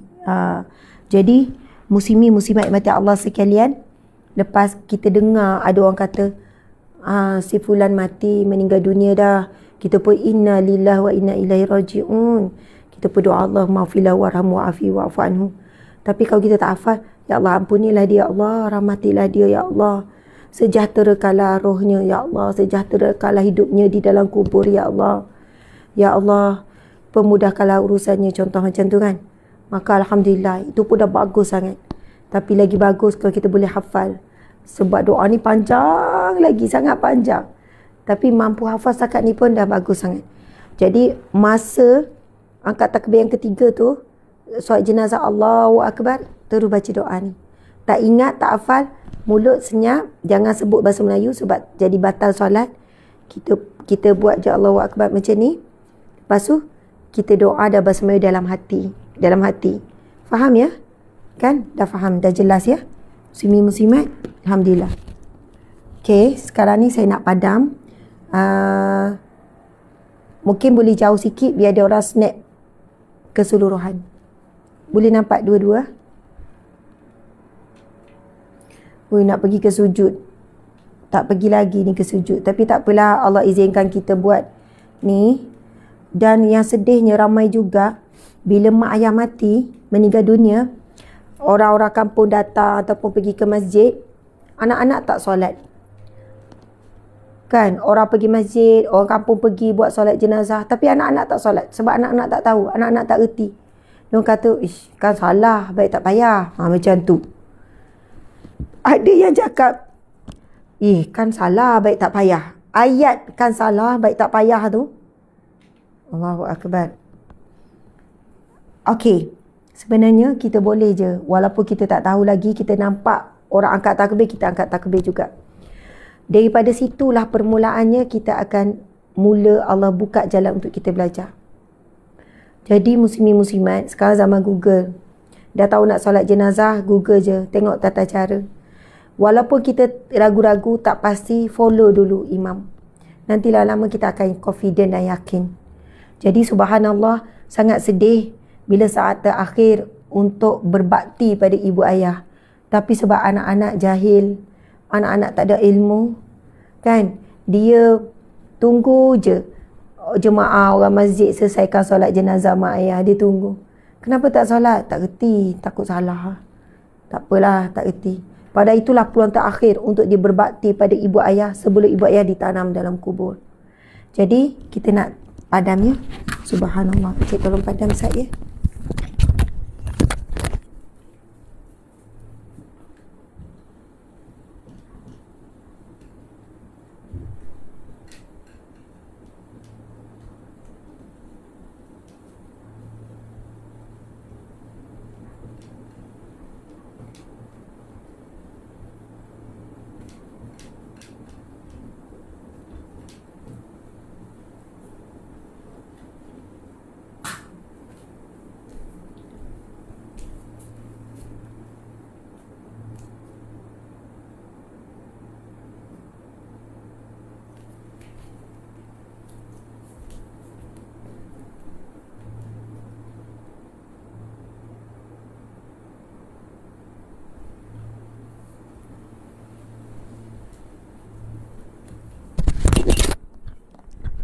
Okey.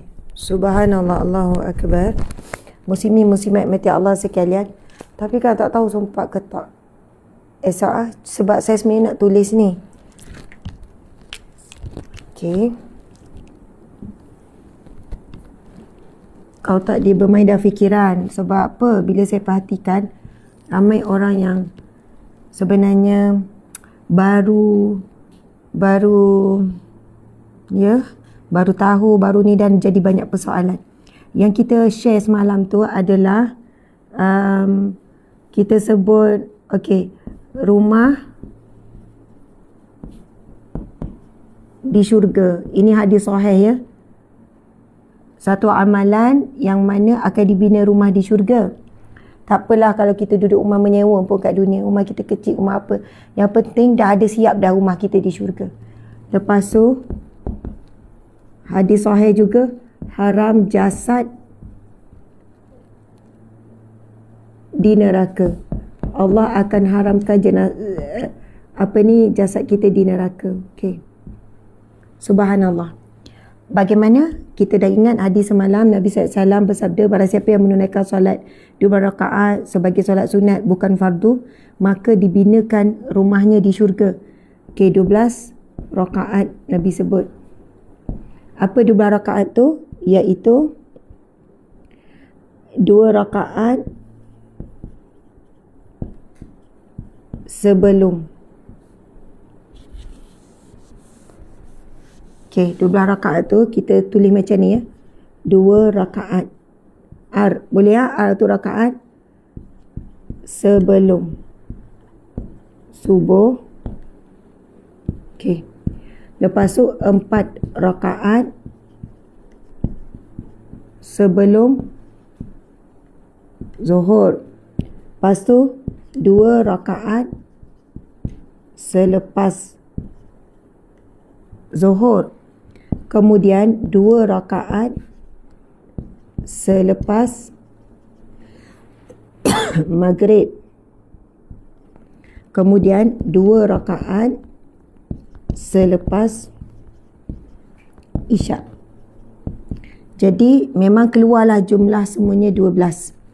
Manakala yang ni pula, solat yang Allah akan haramkan jasad di neraka, daripada hadis Nabi SAW, ia melibatkan 8 rakaat. Senang je yang ini. Yang ini 4 rakaat sebelum zuhur dan 4 rakaat selepas. Saya tahu ramai yang dah hafal dah ni. Okey, Ustazah saya dah ingat. Cuma niat. Ramai yang tanya pasal niat. Macam mana nak niat? Okey, macam mana nak niat?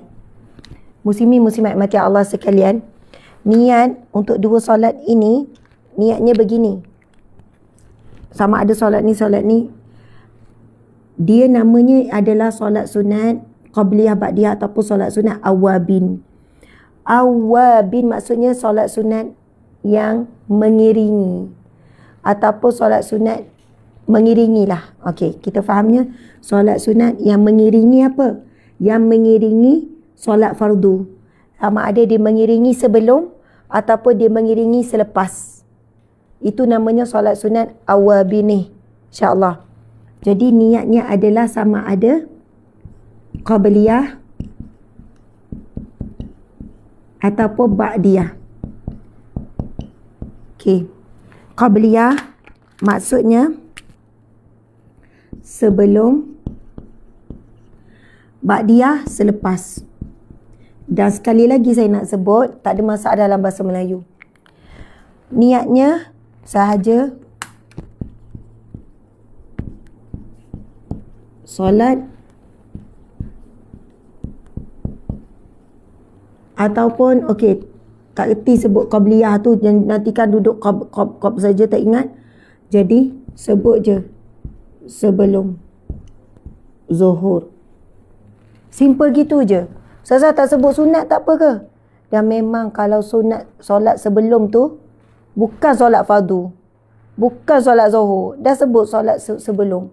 Ustazah tak sebut 2 rakaat, solat sunat memang 2 rakaat 2 rakaat. Itu dalam hadis Nabi.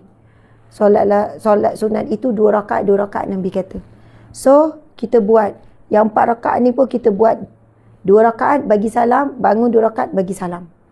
Jadi masa niat ni jangan, niat itu di mana tempat niat? Lidah ke hati? Hati. Wajibnya di hati, tempatnya di hati. Yang kita bimbang, kita sebut dekat mulut, ramai lancar. Saja solat sunat 2 rakaat sebelum zuhur lillahi ta'ala. Solat sunat 2 rakaat sebelum zuhur kan lillahi ta'ala, contoh kan. Tak boleh muslimin. Tak boleh pada lidah saja. Hati tak terlintas. Tak. Sebab itulah qasdun, niat itu, mana ada kita cakap. Kan kita sebut, niat hati saya sebenarnya saya nak bagi hadiah ni sekian. Niat hati saya sebenarnya sekian. Kita sebut niat tu hati. Kita tak sebut niat mulut saya, niat tangan saya, kaki saya berniat. Tak. Hati berniat. Yang terbit daripada niat hati itu adalah perbuatan.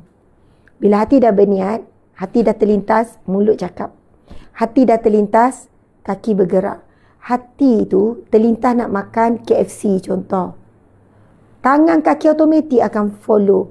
Ambil kunci ataupun order food panda. Mulut tak cakap apa. Nak kata besarnya peranan niat. Niat akan memandu seluruh anggota badan untuk melaksanakan niat. Niat adalah kepala kepada segala ibadah. Kalau niat, kalau ibadah lama mana pun, solat zuhur punya panjang, solat isyak baca almu, baca sejadah sekali dalam solat isyak punya panjang, tapi terlupa niat, tak sah solat tu, kena ulang balik. Besarnya peranan niat. Niatlah yang membezakan suatu perbuatan itu ibadat ataupun adat. Ibadat ataupun adat. Memang kita tidur, orang niat tak niat semua tidur. Tapi bila kita niat tidur tu untuk ibadat, tu jadi ibadat. Kita baca doa tu kira niat lah tu. Kita baca doa, kita baca 3 kul, kita zikir sebelum tidur, buat amal-amal sunat. Kita pun baca doa Bismillahirrahmanirrahim, ahya wa amut. Dengan namamu ya Allah, aku hidup dan aku mati. Niatlah tu kita tidur tu dapat pahala. 4 jam, 6 jam dapat pahala. Tapi ada orang sebelum tidur langsung tak baca apa-apa. Tak doa, tak ada niat puasa ibadah. Dia tidur juga, adat saja. Sebab itu penting ni niat ni. Jadi masa orang suruh saya tepi ya. Okey, nak snap. Okey, baik-baik.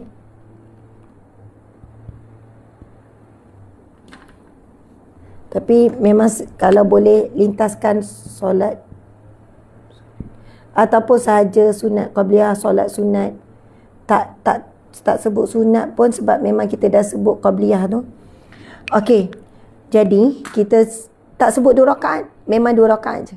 Sama juga Zuhur, bila kita niat fardu Zuhur memang 4. Tak sebut 4 rakaat tak apa, tak apa.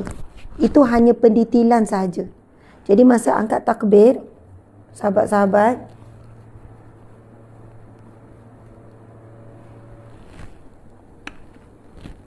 okey. Snap sebab kadang hilang kan. Okey, masa akad takbir tu Allah, masa tu niat Allah. Ustazah saya niat sebelum. Itu pasang niat, pasang sebelum. Okey, nak solat. Ustazah saya sebut itu kalau dalam mazhab Syafi'i kita sunat, sebab dengan sebut dia membantu hati. Maksud sebelum solat tu dah sebut kan, usolli fardhu zuhri, usolli ataupun saja solat sunat sebelum zuhur 2 rakaat. Lepas tu masa akad takbir tu Allah, lintaskan hati solat sunat sebelum. Allah, lintasan je solat sunat sebelum. Allah. Sebab dengan kita bawa niat tu masa akad takbir, kita telah bawa hadirnya hati kita dalam solat. Itu permulaan untuk kita khusyuk. Allah. Macam tu. Lepas tu kita solat 2 rakaat, bagi salam 2 rakaat. Ustazah nak baca apa? Tu yang saya nak terangkan sebenarnya. Sebab penting terang benda ni, sebab bagi orang yang baru nak belajar, dia takut tak sah solatnya. Tuan apa sekalian, basic dah lah banyak. Baca Fatihah saja pun dah cukup. Allahu Akbar, baca Fatihah. Lepas tu rukuk, sujud. Bangun lagi rakaat kedua, Fatihah juga. Kalau saya tambah Ustazah, saya hafal Qul Huwallah, baca, pahala lebih. Tapi kalau nak ikut syarat, rukun, dah cukup Fatihah saja. Lagipun kita baru nak berjinak, kan rasa panjang. Tapi kalau lepas Fatihah saja rasa ringan.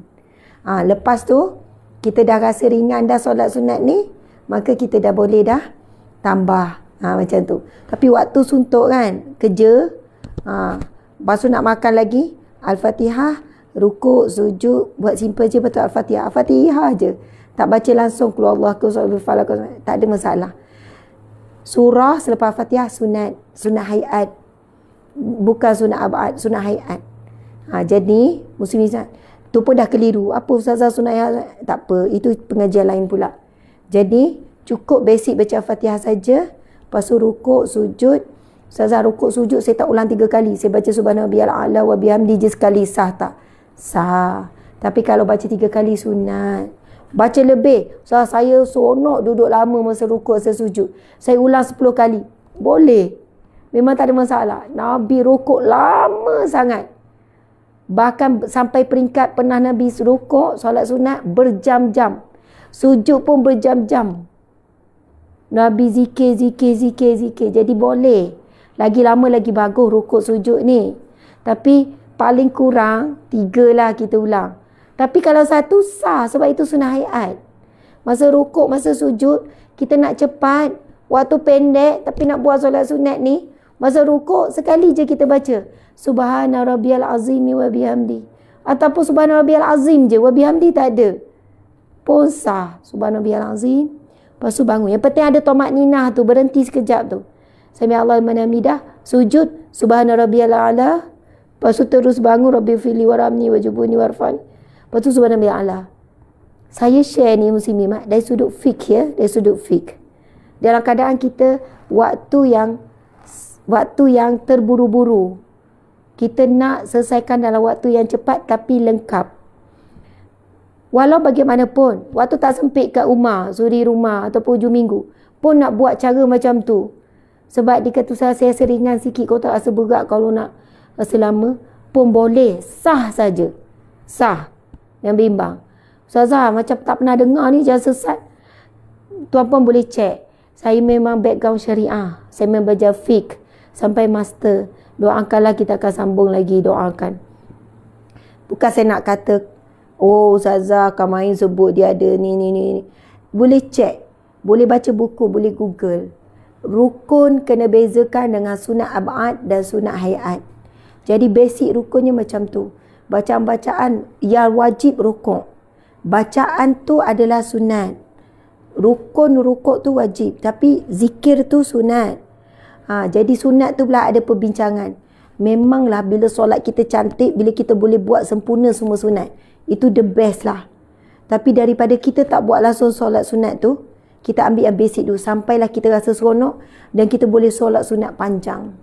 Sunat panjang sempurna, maksudnya sempurna semua sunat-sunatnya. Okey, alhamdulillah ya. Jadi rasanya dah lengkap kot, dah boleh buat lah tanpa ragu-ragu ya. Niat dah settle, bacaan apa dah settle. Alhamdulillah. Okey, sekarang dah lebih dah 8.40 dah. Okey, dah sejam setengah dah. Kan, masya-Allah. Saya pun dah makin pedih dah tekak ni, macam masa-masa dah. Dan again and again tak sempat juga nak bincang pasal sujud. Esok hari Jumaat. Hari ni Khamis je. Esok hari Jumaat, insya-Allah kita akan sambung besok. InsyaAllah besok lah kita akan buat praktikal. Encik suami dah siap dah sejadah tu. Tapi Allah izinkan untuk kita bincang benda ni sebab mungkin ini yang menjadi banyak persoalan tuan-puan bila kita dah sebut tentang solat ni dalam beberapa hari ni. Mudah-mudahan dapat menjawab ya persoalan. Terima kasih banyak-banyak semua. Lebih kurang berapa ni campur 2 yang masih ada? Oh, masih ada 6,000. Subhanallah. Masih ada 6,000 orang. Maksudnya, sebenarnya walaupun perkara ni basic, tapi ramai yang perlu. Ramai yang mahu. Bukan mahu je, perlu. Jadi mungkin dengan penjelasan ni, ada perkara yang ragu-ragu tu dapat dirungkai. Ada tak soalan-soalan lain berkenaan dengan ni? Tak ada? Jelas ya? Alhamdulillah. Subhanallah. Tu paling penting. Matlamat saya, tak sedap tak apa saya ceramah. Yang penting orang faham. Yang penting dapat sesuatu. Yang penting dapat ilmu. Masya Allah. Alhamdulillah. Syukur. Subhanallah. Allahu Akbar. Sekali lagi ya. Nak snack. Dia beza tu je. Kalau sebelum, sebut sebelum. Selepas, sebut selepas. Niat dia saja solat sunat sebelum. Saja solat sunat sebelum. Saja solat sunat selepas Zuhur. Tu je. Pasal solat fardu masih dah tahu macam mana niat kan? 4 rakaat 2 salam. Ya. Sorry. 4 rakaat 2 salam ya. 2 salam kita buat. Ustazah, saya nak buat terus 4 rakaat 1 salam. Boleh. Tak ada masalah. Kadang keliru sikit lah. 3 rakaat ke 4 rakaat. Maksudnya dia tak ada tahiyat awal. Dia terus 4 rakaat 1 salam. Boleh tak? Boleh. Boleh. Tapi yang terbaik adalah 4 rakaat 2 salam. Yang terbaik.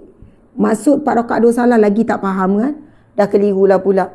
Maksudnya 2 rakaat tahiyat bagi salam. Ataupun nak gabungkan dibenarkan. 4 rakaat tak ada pun tahiyat awal. Lepas 2 rakaat naik rakaat ketiga, lepas tu naik rakaat keempat, lepas tu bagi salam. Okey. Masya-Allah, faham ya? Muslimat. Alhamdulillah. Gabung dua, terus buat tambah lagi 2 sini. Selepas Zuhur. Nampak tak? Ustazah, saya nak dua-dua. Nak rumah di syurga, nak haram jasad di neraka. Dua-dua hadis sahih muslimin-muslimat. Kita dah baca dah hadis ni kemarin. Hari ni kita ulang lagi. Semalam pun kita baca. Carilah dalam Jawatan Mufti Persekutuan ada share. Boleh cari rujukan ni. Dua-dua hadis yang sahih. Siapa nak rumahnya dibina di syurga, Allah membina rumahnya di syurga, maka ini amalannya.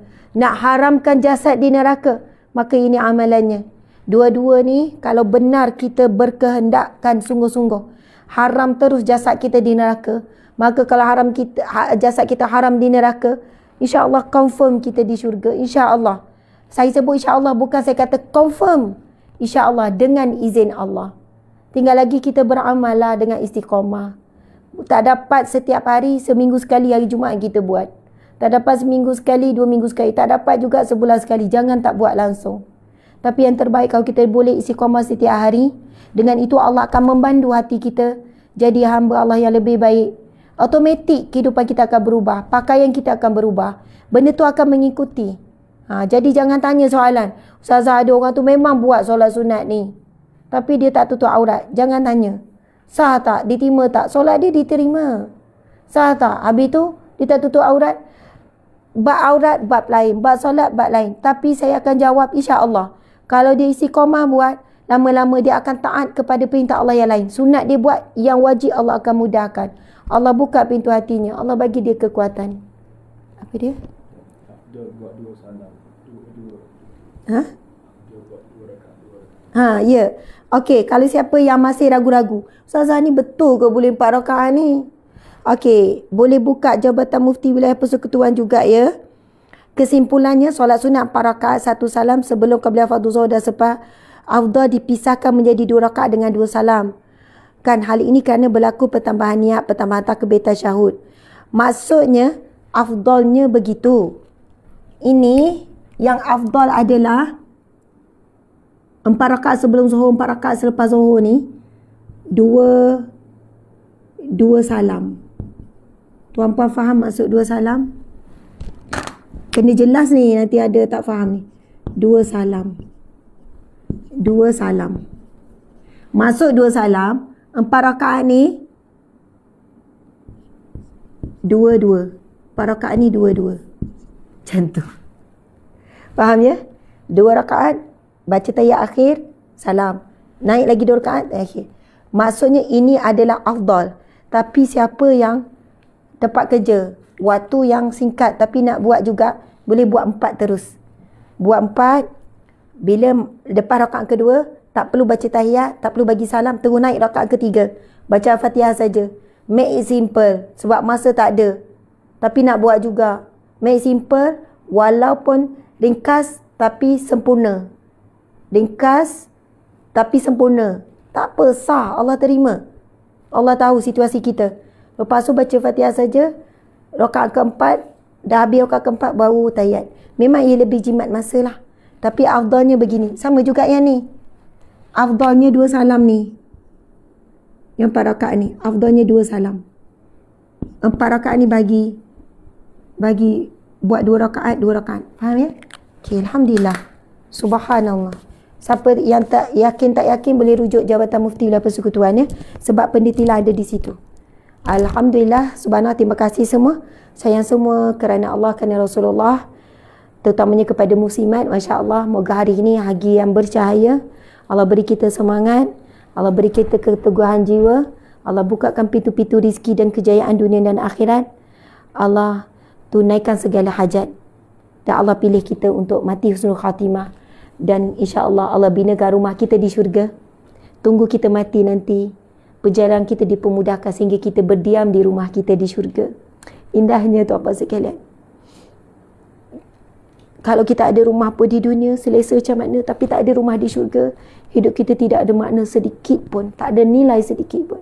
Tapi kalau kita tak ada rumah pun di dunia, menumpang-numpang rumah orang, menyewa-nyewa, tapi kita tak ada rumah di syurga, itulah erti bahagia yang sebenar. Itulah erti kehidupan yang sebenar. Sebab kita pasti hidup kita untuk apa? Untuk kita bina rumah di syurga. Subhanallah. Dan insya-Allah mudah-mudahan jasad kita diharamkan di neraka dengan amalan ini. Allahu Akbar, Allahu Akbar. Sekian, wabillahi taufiq wal hidayah. Assalamualaikum warahmatullahi wabarakatuh. Kita tangguhkan majlis ilmu kita dengan tasbih kafarah dan surah Wal-As. Bismillahirrahmanirrahim. Subhanakallahumma wa bihamdika asyhadu an la ilaha illa anta astaghfiruka wa atubu ilaih. Bismillahirrahmanirrahim. Wal-'asr innal insana lafi khusr illa allazina amanu wa 'amilus salihat wa tawasaw bil haqqi wa tawasaw bis sabr. Sadaqallahul azim. Amin. Amin ya rabbal alamin. Subhanallah. Alhamdulillah. Terima kasih semua.